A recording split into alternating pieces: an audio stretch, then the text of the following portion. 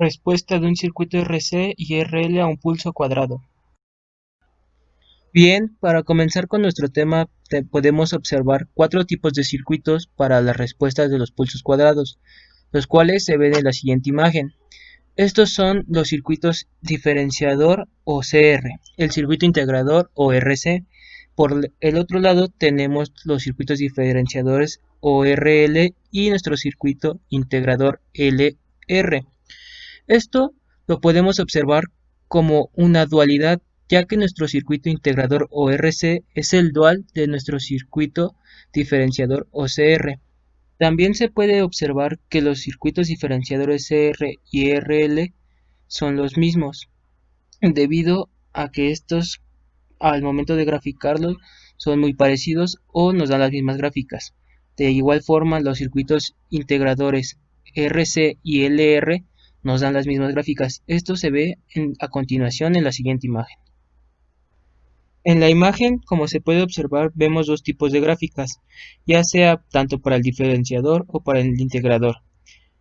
En las gráficas, en las dos primeras gráficas que vemos para el integrador RC o el integrador LR, podemos ver que el voltaje del capacitor o el voltaje de la bobina es de forma exponencial debido a que esta parte la rige la ecuación o fórmula de voltaje por 1 menos E a la menos T sobre tau. Esto quiere decir que primero va a cargar y después se descarga, como se puede observar en la imagen, ya que la ecuación que rige la descarga es voltaje por E a la menos T sobre tau. Esta es para el voltaje del capacitor o el voltaje de la bobina. Por el otro lado tenemos el voltaje de la resistencia, los cuales nos dan espigas positivas y espigas negativas.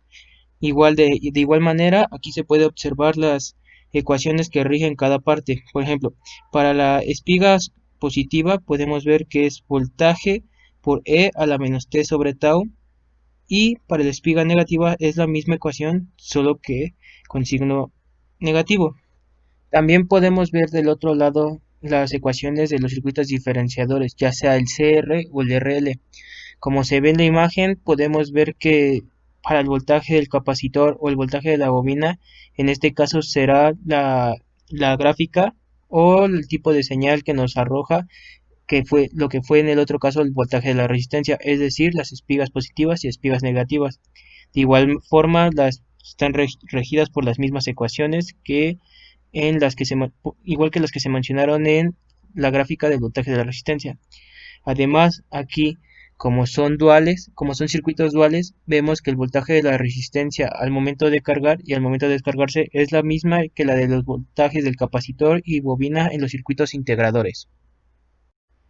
En esta otra imagen podemos ver las ecuaciones de los circuitos RC y RL. Estas ecuaciones dan como resultado las gráficas que se mencionaron anteriormente, de tal forma que para el circuito RC la corriente la rige la siguiente fórmula, la cual es: la corriente es igual al voltaje sobre la resistencia por E a la menos T sobre RC. Recordemos que RC es la constante de tiempo de este circuito, es decir, tau es igual a RC. Por otra parte, tenemos que la corriente en los circuitos RL está regida por la ecuación voltaje entre resistencia por 1 menos E a la menos R sobre L por T. Cabe mencionar que aquí tau es L sobre R, solo que aquí está expresado de otra forma, debido a que no quisimos poner la expresión de T sobre tau, por eso queda R sobre L. Además de esto, tenemos que el voltaje en la resistencia en un circuito RC, su ecuación es muy parecida al voltaje en el inductor en un circuito RL. Y de igual forma tenemos que el voltaje en la resistencia en un circuito RL es muy parecido al voltaje en el capacitor en un circuito RC. Esto, como ya se mencionó anteriormente, es debido a que estos circuitos son duales.